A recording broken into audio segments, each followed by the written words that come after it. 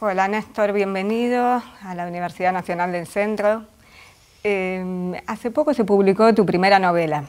¿Qué te permite decir el registro de la ficción a diferencia del ensayo académico tradicional? Gracias ante todo por la invitación a la universidad y a este espacio. Por un lado fue una necesidad mía. Uno a veces hace cosas que no tienen un destino particular o un propósito muy explícito, y con la literatura eso ocurre más todavía. Creo que es una de las diferencias con el ensayo. En general, los científicos sociales, cuando publicamos investigaciones o realizamos ensayos, artículos, libros, estamos motivados por propósitos académicos, de conocimiento y de dar a difusión ese saber o esa búsqueda. Yo he escrito cuentos, poemas, nunca los publiqué, y a su vez como investigador siento restricciones en el estilo académico de exponer. Me interesaba probar, decir sobre algunas preocupaciones que no son ajenas a mi trabajo académico o son laterales, vecinas, algo de otra manera, imaginarlo. La imaginación pensamos de otro modo, con una cierta soltura, con posibilidades de ensayar, de poner personajes en tensión. A veces en la investigación antropológica, en la que registramos voces diversas, también está esta posibilidad, pero se espera que el investigador diga algo, arbitre o contraste lo que dicen los informantes con datos más objetivos o cuantitativos. En una ficción uno juega con personajes o los personajes juegan con uno y suceden hechos que no tienen un destino claro, un desenlace, más aún en esta ficción en la que hice varias operaciones de distanciamiento. Por un lado es un arqueólogo chino que se especializa en América Latina, sobre todo en Argentina, en literatura, arte. Sucede en 2030. Hay una mirada retrospectiva a su vez sobre nuestro presente o años cercanos, porque como es arqueólogo busca en el pasado. Entonces hay juegos de decir y sugerir o no decir. Eso es la tensión de la ficción, de la narrativa. Hay poesía también insertada en las descripciones, en lo que dicen los personajes o juegan con eso. Hay una flexibilidad en el manejo del lenguaje que no busca lo que hacemos cuando escribimos y publicamos un texto académico. ¿Por qué una ficción antropológica, que es el subtítulo de la novela? Tiene una historia eso, porque yo no había pensado ponerle subtítulo, había pensado en varios títulos, dudaba entre ellos, y la di a leer a varios escritores, amigos, que me dijeran si les parecía publicable, si hicieran críticas, me ayudaran a mirar con cierta distancia, exterioridad lo que había hecho. Dos de ellos, argentinos, que son excelentes narradores y analistas de la literatura, me dijeron, especialmente uno, ya sabés, cuando los ensayistas o los críticos hacemos ficción, nos miran con suspicacia, mejor advertir en un subtítulo algo así como una ficción especulativa, que de hecho es una línea un poco underground de la narrativa internacional de hace unos años, aún vigente, que en parte está relacionada con la literatura de anticipación o como se llame. Y no tenía ganas de afiliarme a esa corriente, tampoco creo que sea exactamente eso lo que hago. Entonces me ocurrió lo de ficción antropológica. Tiene que ver con la trayectoria del arqueólogo, que cuando viene a América Latina se va convirtiendo en antropólogo. No deja de excavar, de buscar antecedentes ocultos, rastrear de un modo parecido a lo que hace un arqueólogo, pero un arqueólogo de la contemporaneidad. Y a su vez se va interesando en la etnografía, se hace preguntas, no solo por el tipo de práctica profesional, sino por el modo en que se interroga acerca de contradicciones que lo desconciertan. Esta cuestión de los vínculos entre arte y producción de conocimiento, el arte como una forma de producción de conocimiento, ha estado presente en varios de tus trabajos. ¿Cómo pensás esa vinculación?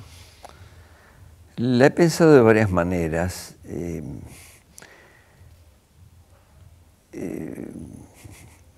Y algo de eso pensaba decirlo esta tarde cuando dé la conferencia, porque creo que así como el mundo ha cambiado mucho y la Argentina, América Latina, desde los años 60 para acá, pongo esa fecha no tanto porque es cuando yo empecé a trabajar, sino porque creo que hubo mutaciones entre lo que hacíamos, lo que esperábamos en aquellos años y lo que sucede hoy. Había un modo de ver las artes, no solo las visuales, referidas a las vanguardias de los años 20, de los años 60, el tipo de experimentación con el lenguaje, con el vínculo arte-sociedad, pero especialmente cuando sucedieron los años 60, 70, en Argentina, en Brasil, en muchos otros países, había una expectativa de cambio, se decía revolucionario en aquel momento, que hoy no tenemos. Más bien las revoluciones han fracasado o han ido descarrilándose. Deseamos cambios y estamos averiguando cuáles son viables. Esto acerca la condición política, la condición artística, aunque sea incómodo imaginar la política tan incierta. Pero la incertidumbre es un componente central de la práctica artística. Uno empieza una obra o empieza una performance y nunca sabe bien cómo va a acabar. Más bien no quiere que esté prefigurada. Me parece que en la política también ocurre eso y nos imaginamos durante mucho tiempo a partir de dogmas, de estereotipos, de caracterizaciones muy insuficientes de la vida social, cómo se la podía transformar. Hoy, cuando miro los años 60, 70, tengo la impresión de que seleccionamos rasgos de la sociedad, por ejemplo de la Argentina, y decidimos dónde había intersticios u oportunidades de movilizar para que hubiera mutaciones, y dejamos fuera muchísimo. Hoy se habla de esto, qué pasó con la subjetividad, con el cuerpo, con las diferencias de género. o se hablaba lateralmente en un lugar secundario de esto, o simplemente se lo omitía. Y esto me parece que tiene que ver con el hecho de que lo que ocurrió con los cuerpos, con la subjetividad, fue cruel. Quizá hoy hacemos un camino un poco inverso. En el pensamiento político actual ha crecido la insistencia sobre el cuerpo, sobre la subjetividad, y a veces pareciera no haber estructuras, no haber capitalismo incluso, o darlo como un dato inamovible. Eso me preocupa. Y la conferencia se va por título una pregunta, ¿no? Si Sí. existe hoy un arte latinoamericano. ¿Cómo entra la cuestión de lo latinoamericano en este abordaje? Voy a referirme brevemente a algunas etapas que ha habido. Me parece que una confianza en lo latinoamericano, como también en lo nacional, hacer un cine nacional, hacer formas artísticas que puedan representar a un país o la cultura de ese país en una bienal, en otros espacios, en el extranjero. Hoy eso se ha ido desvaneciendo o lleva a contradicciones. Todavía existen pabellones nacionales en la Bienal de Venecia y en otras.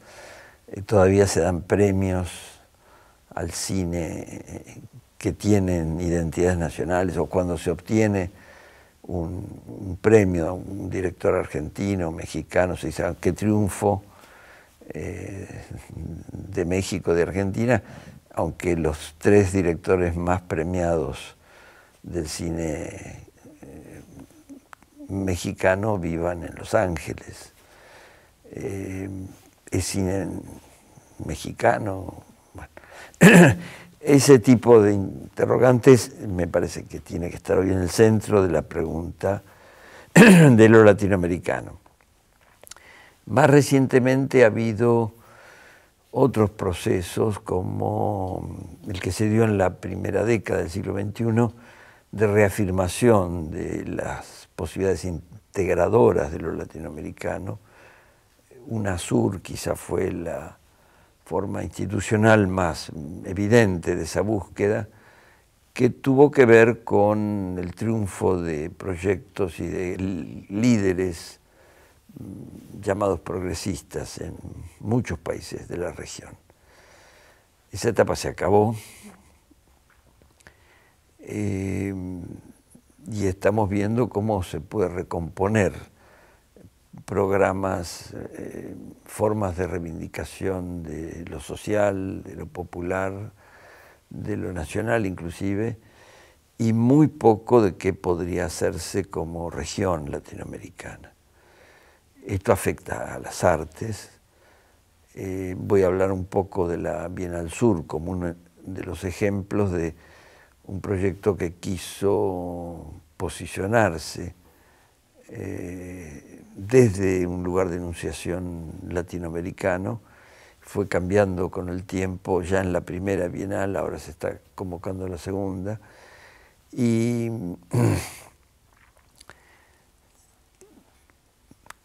¿qué significa hablar desde el sur?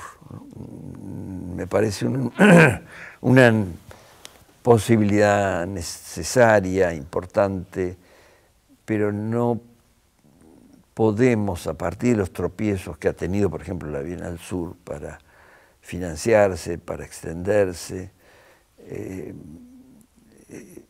decir nítidamente el sur es esto. Y en relación con eso, bueno, ¿qué pasa con las prácticas institucionales? Me parece muy significativo que la Bienal Sur esté impulsada por una universidad y después asociando a otras. ¿Qué pasa con los artistas, con sus proyectos, sus viajes, su inserción en redes muy heterogéneas en el mercado mundial? ¿Qué pasa con los mercados de las artes visuales, del cine? ¿Y qué pasa con los públicos? ¿Quiénes ven eso? Y hay el deseo de ver arte argentino en otros lugares, o el deseo de ver arte latinoamericano, que sucede en las salas, en las pantallas, no solo en las pantallas de las salas, sino en las otras más pequeñas, donde hoy también vemos películas. Pareciera que el capitalismo tiene la capacidad de absorber todo lo que surge con la intención de oponérsele, ¿no? Sin embargo, también hay permanentes reinvenciones de modos de circulación, de consumo, de prácticas vinculadas con la economía social, solidaria, la venta directa de productores a consumidores. Bueno, ¿cómo ves estas dinámicas en el contexto del arte? Las artes y en general las prácticas culturales es donde más se ha experimentado con esto. En parte por algo que me parece clave decir, ya que hablabas de capitalismo, porque el capitalismo no es solo un fenómeno económico y se ha ido transformando en buena medida gracias a transformaciones tecnológicas que no tendrían por qué ser necesariamente marcadas por el capitalismo. Son hegemonizadas por el orden capitalista o el desorden capitalista, pero tienen que ver con posibilidades de acceso a la información, al entretenimiento, oportunidades de hacer circular los productos de artistas individuales de países muy distintos. Eso tiene una cierta autonomía y el capitalismo aprovecha, usa, les trata de dar una dirección a esas nuevas combinaciones entre saberes, entretenimientos, accesos.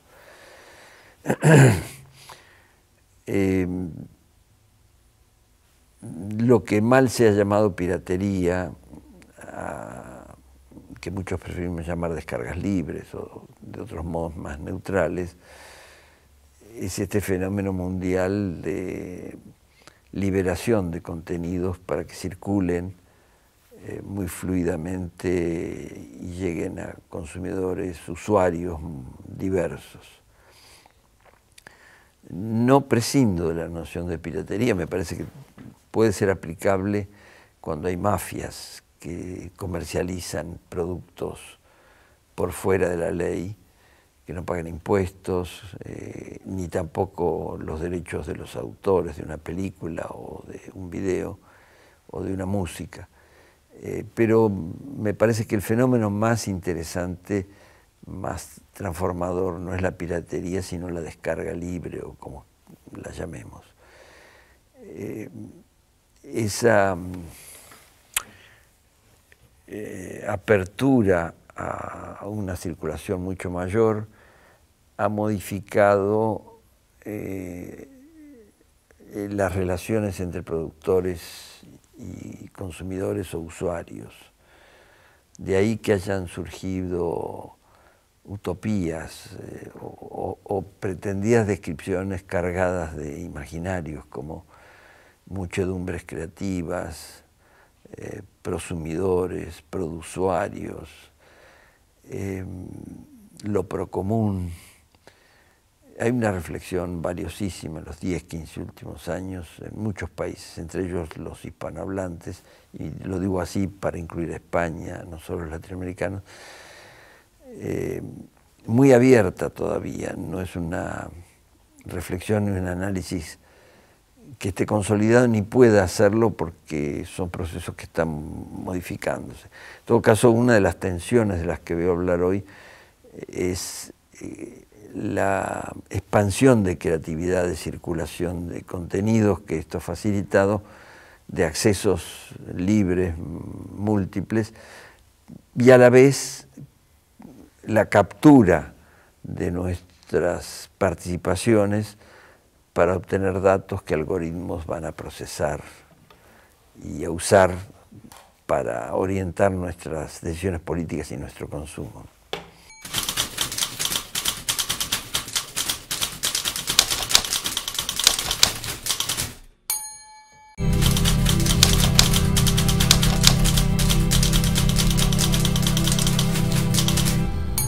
Se va llevas más de 40 años viviendo en México, Sí. A donde emigraste a principios de nuestra última dictadura militar. ¿Cómo fue en su momento tomar la decisión del exilio? ¿Por qué México como destino?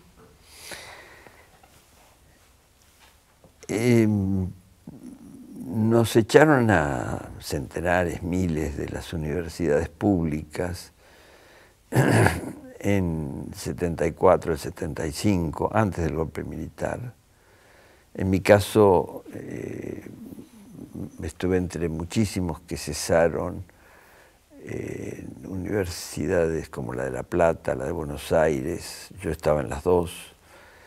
Y en el caso de La Plata, en la Facultad de Artes, estaba como profesor por concurso, tenía una duración garantizada de mi cargo, fue suprimido y viví unos 2 años, entre el fin del 74 y el 76 cuando me fui, trabajando con grupos de estudio privados, dando algún curso ocasional, consiguiendo un pequeño fondo para investigación.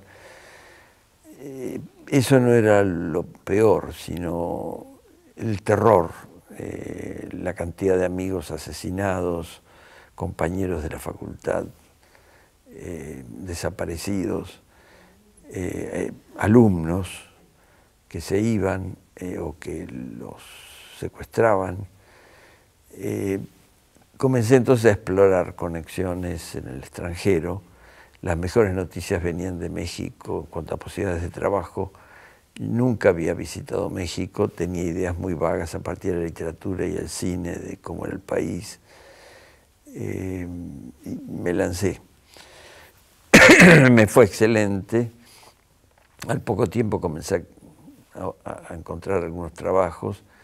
En pocos meses pude organizar mi primer grupo de investigación con financiamiento de la Escuela Nacional de Antropología e Historia de México. Con un grupo de alumnos comencé a hacer por primera vez trabajo de campo, aprendiendo yo junto con los alumnos en Michoacán, en la zona purépecha de México, descubriendo las culturas indígenas y mestizas tan ocultadas en el centro de la Argentina, en Buenos Aires, La Plata, en esta zona. Y fue, por un lado, algo que me permitió reorientar mi trabajo, en términos gruesos, pasar de la filosofía a la antropología, otra migración, pero sin dejar de hacer filosofía, porque he seguido trabajando teóricamente, solo que con una preocupación por la base empírica del conocimiento y de la reflexión teórica que en general en la filosofía se toma poco en cuenta. Me arraigué en México, por un lado, por razones familiares, mis hijos son mexicanos, amigos, la instalación en la vida académica y en la vida pública, en cierto modo. Y luego, al mismo tiempo, el arraigo que da trabajar sobre un país, conocerlo, conocer a su gente, hacerse preguntas desde formas de vida bastante distintas de las de Argentina. Se hace trabajo de campo en distintas localidades, mencionabas recién Michoacán, en Tijuana, has trabajado también en el Distrito Federal. Sí. ¿Cómo ves al México de hoy en comparación con aquel que te recibió en ese entonces? En un momento de incertidumbre y transición,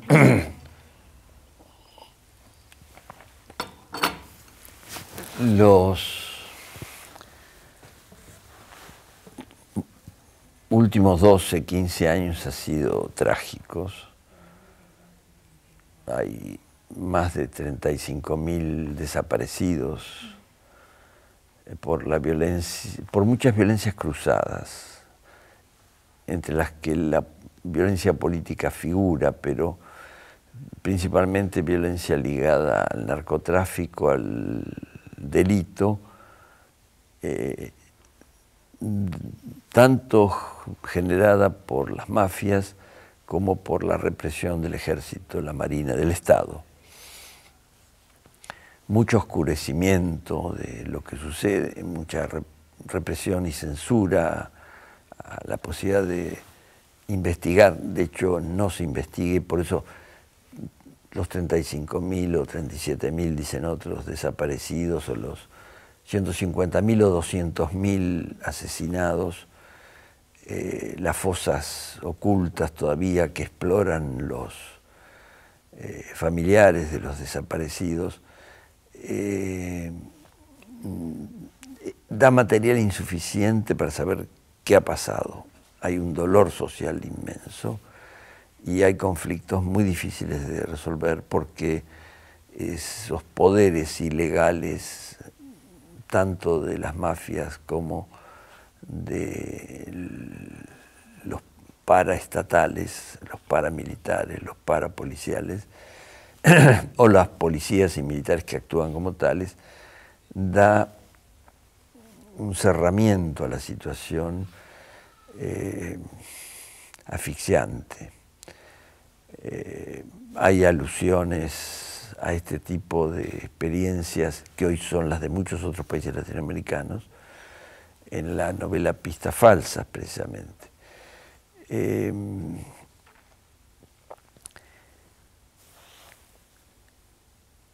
Sabemos que en la última elección del 1 de julio hubo un cambio radical en la orientación de los votantes.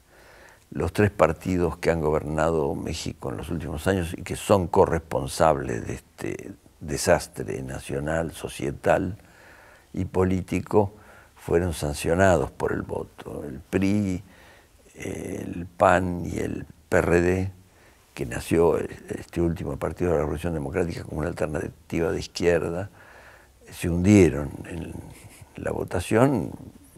Había claramente un deseo de la población de otro tipo de gobierno, de gestión. El nuevo partido, movimiento llamado Morena, que encabeza López Obrador, representó esa esperanza. Hay algo muy positivo que en relación con un calendario electoral muy extraño que hay en México, en que pasan 5 o 6 meses entre que se hace la elección y asume el nuevo gobierno. El gabinete de López Obrador, que ya estaban anunciado antes de las elecciones, comenzó a gobernar sin haber asumido, sin siquiera tener el crédito de que habían ganado las elecciones, pero comenzaron a anunciar medidas, algunas esperanzadoras, valientes. Hay figuras dentro del gabinete muy elogiables, por ejemplo, la nueva secretaria de Gobernación, que es la ministra del Interior, fue ministra de la Corte hasta hace poco, se jubiló, es alguien muy reconocido por posiciones muy valientes, muy progresistas, y no ha asumido todavía. Ella está diciendo hay que despenalizar la droga, empezar por la marihuana, hay que atender a las víctimas y las está atendiendo. Tuvo una reunión hace 2 semanas en el Colegio de México que le invitaron investigadores para conversar sobre cuestiones de seguridad, de violencia. Aparecieron muchas, sobre todo mujeres, familiares de víctimas, se apoderaron de la reunión. Ella habló, escuchó, y así hay algunos ministros que uno ve muy confiables, con ideas nuevas, con mucha decisión. No es lo mismo respecto de todo el gabinete. Tenemos dudas sobre otros que son resultados de acuerdos un poco extraños. Pero hay un humor social diferente.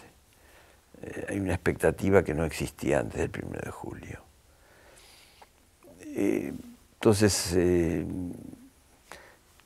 no hay que pensar solo cuáles son los ministros buenos, regulares o malos, sino el tamaño de los problemas que hay que resolver, acumulados muchísimos años.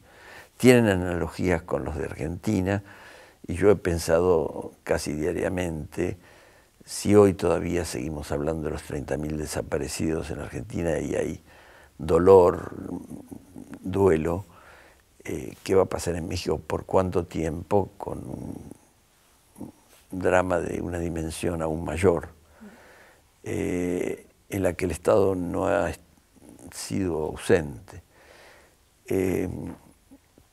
¿Qué va a pasar con ese Estado? ¿Cómo se va a recomponer? ¿Qué nuevos pactos? Entonces hay una incertidumbre enorme, pero hay un momento de inflexión, no diré de ruptura, de reestablecimiento de otras posibilidades de gestión. ¿Qué hacer con estas heridas, ¿no?, que quedan? Ayer justamente falleció Chicha Mariani, una de las fundadoras de Abuelas de Playa de Mayo, y que pasó más de 40 años buscando a su nieta, Clara Anaí, y bueno, murió sin poder encontrarla, ¿no? Sí, pero se han encontrado muchos. Volviendo un poco a algo que mencionabas recién, que transitaste, además de la migración de un país a otro, la migración de una disciplina a otra. ¿Cómo fue ese pasaje de la filosofía a la antropología? ¿De qué manera se dio? Yo había empezado a hacer un poco de entrevistas más que trabajo de campo en Argentina antes de irme a México, porque hice una investigación sobre los años 60, sobre las relaciones entre vanguardias artísticas y desarrollismo económico, que después se publicó en México en el siglo XXI. Y había escrito así sobre temas sociales, muy poco, no había hecho investigación sistemática de campo.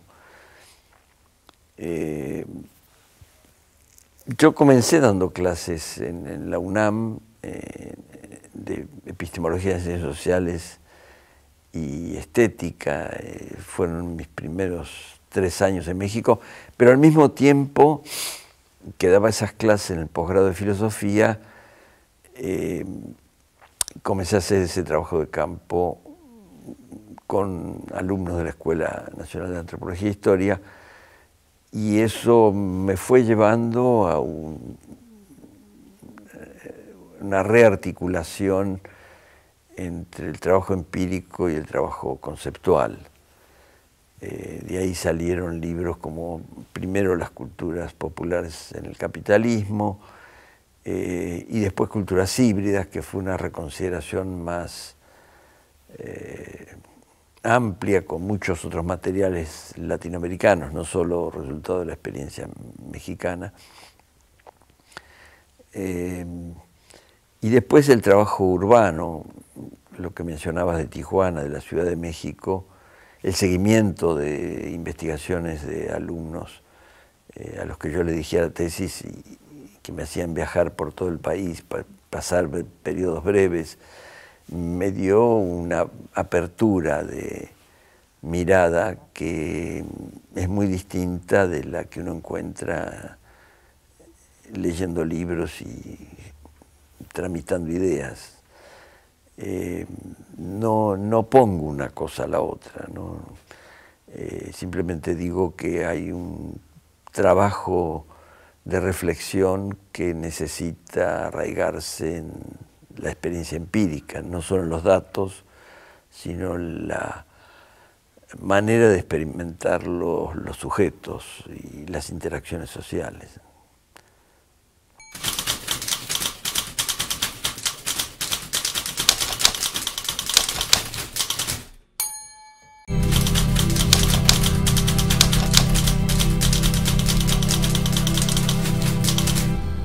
Pasamos a lo que sería el último bloque de preguntas.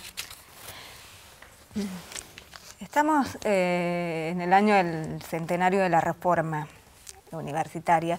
¿Qué lugar ves para las universidades, instituciones tradicionales de enseñanza e investigación de extensión?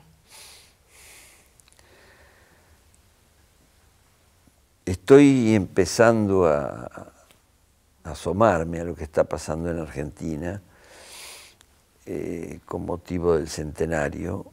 En México se están haciendo muchos actos por un cincuentenario que es del 68, que coincide, y se ha buscado hablar un poco de la reforma universitaria del 18 también. De hecho, tengo que participar en octubre en un acto de análisis comparativo de la reforma del 18 en Argentina, Perú y otros países, y de lo que ocurrió en el 68 y después. No soy historiador, mi mirada va a ser bastante contemporánea.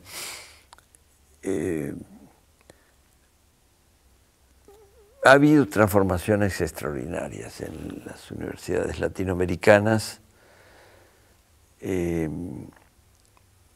bastante distintas de las que he visto en universidades de otras zonas de Occidente, especialmente Estados Unidos, España, Francia, que es donde más anduve. La gratuidad que sigue existiendo de la universidad pública en Argentina y en otros países no es poca cosa. Tiene también sus dificultades y me parece que habría que analizarlas más. Creo que nos ha llevado el decurso de los presupuestos, de los procesos sociales y universitarios a jugar con combinaciones, como el hecho de que en muchas universidades la licenciatura sea totalmente gratuita e intocable como tal, pero los posgrados sean arancelados. Hay una diferencia que hay que pensar ahí. Los contenidos, las formas de acceso al conocimiento, esto se ha transformado sin que haya un equipamiento adecuado de las universidades, con una desactualización antigua. Las universidades, salvo muy pocos ejemplos en América Latina, no tienen canales de televisión que entren en el espectro audiovisual de nuestras ciudades, de nuestros países, o cuando entran, como en el caso de México, que están disponibles en el sapeo, tienen un lugar marginal, públicos que no llegan al 2%.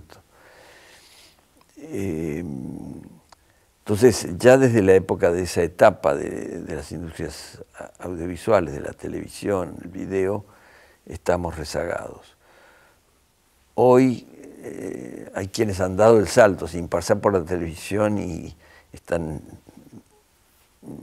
experimentando con las computadoras y los celulares en las aulas. En parte está bien, yo soy de los que piensan que hay que usar las compus y los celulares en los salones de clase, pero hay una reflexión, un análisis ahí con la masividad, que tiene otro lado, por ejemplo, con la comunicación o la enseñanza a distancia. En fin, hay un temario muy amplio, no lo podemos recorrer ahora, tampoco soy especialista, pero como profesor, como universitario, me parece que estos aniversarios serían una gran oportunidad, no simplemente para reafirmar aquellas voluntades de transformación tan valiosas del 18 al 68, sino ver en el escenario actual cómo dar un papel, sobre todo a las universidades públicas, que sea más pertinente para la transformación de nuestras sociedades, para que los alumnos no sigan aprendiendo solo con sus compañeros de generación lo que la universidad no enseña y a veces hasta prohíbe, o la escuela primaria o secundaria, los maestros que con dificultades aprenden de los alumnos cómo manejar estos instrumentos. Se están haciendo muchísimas experiencias, no podemos negarlo. se requeriría muchísimo más presupuesto y reconocimiento del papel del saber, del conocimiento en las universidades, fuera de ellas, en los poderes políticos. Sin duda es inquietante que ese reconocimiento no exista, por lo menos desde hace 40 años, cuando aproximadamente en esas fechas se comenzó a rediseñar a nuestros países para que sean proveedores de mano de obra barata en tareas auxiliares del desarrollo capitalista mundial, en vez de ser productores de saber, cuando en realidad sí lo son. Y hay inventos, hay pocas patentes, pero hay muchos autores latinoamericanos que son llamados a empresas del norte, a universidades de primera línea en Estados Unidos, en Europa y ahora en Asia, y eso parecería no valorarse en nuestra sociedad. Me parece que tiene que ver con proyectos de gobierno y proyectos políticos ignorantes de la potencialidad y de la indispensabilidad de ese saber como motor del crecimiento que tanto pregonan, y por supuesto también como motor de la redistribución social del conocimiento y de los bienes materiales y simbólicos que son indispensables para tener sociedades desarrolladas.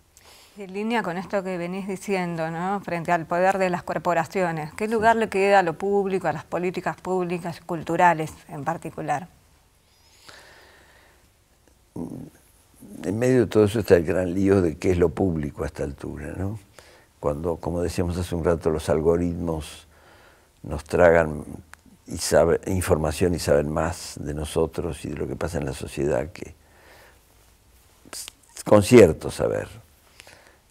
Qué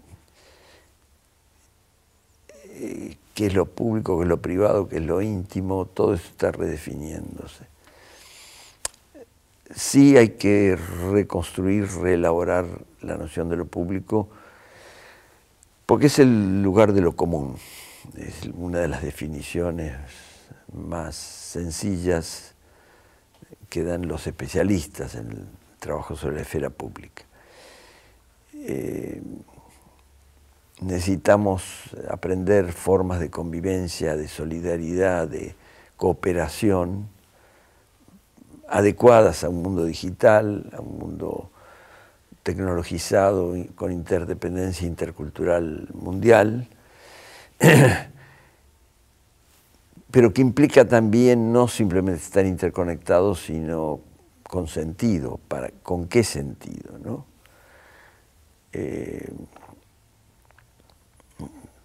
Yo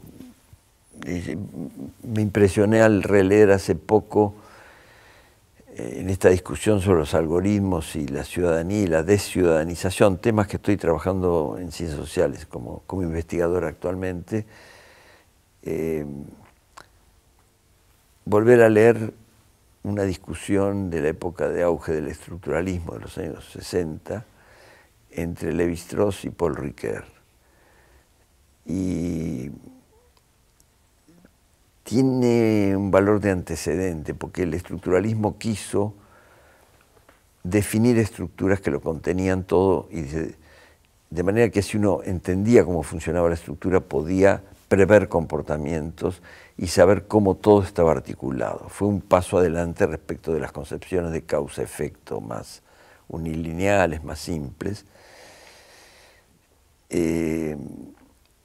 Lévi-Strauss fue una de las figuras clave en ese avance, y en esa discusión Paul Ricoeur le decía a Lévi-Strauss: apostemos, aceptemos que si entendemos la estructura vamos a poder saber mucho más de los comportamientos y de la variedad de comportamientos de los sujetos. La estructura dice un sentido, pero ¿cuál es el sentido del sentido? qué pasa con las estructuras cuando las experimentamos, las situamos en una historia, nos asumimos como sujetos de una historia, ¿no? Me parece que con los algoritmos sucede algo semejante. Podemos saber mucho más y prever mucho más los comportamientos de los consumidores, de los ciudadanos, pero ¿para qué? ¿Qué queremos hacer con ese saber? Y me parece que ahí el papel de la universidad es clave, como la universidad como lugar de edición de los conocimientos sobre comportamientos diversos, sobre la interculturalidad, sobre la manera de convivir. Bien, siendo quizás digamos un tema que está vinculado, que también lo has abordado en términos de los movimientos sociales, de los modos también de reclamar, de demandar derechos. En los últimos días en Argentina hubo una fuerte movilización social por el debate en torno a la despenalización del aborto. ¿Qué claves nos ofrecen los movimientos feministas, a tu entender, en su lucha por la ampliación de derechos? En medio de tantas revoluciones frustradas, parecería quizá la única revolución triunfante. En muchos países, a veces en ciudades, como ha ocurrido en México, es la Ciudad de México, mientras otras zonas del país son más oscuras, más conservadoras.